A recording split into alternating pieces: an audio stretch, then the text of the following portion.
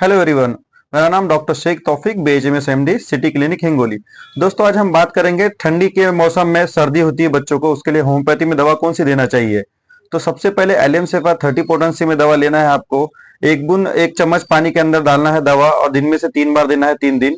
और दूसरी दवा है एकोनाइट, ये भी 1 बूंद लेना है, ड्रॉप लेना है 30 पोटेंसी का, वो 1 चम्मच पानी के अंदर दिन में से 3 बार दीजिए।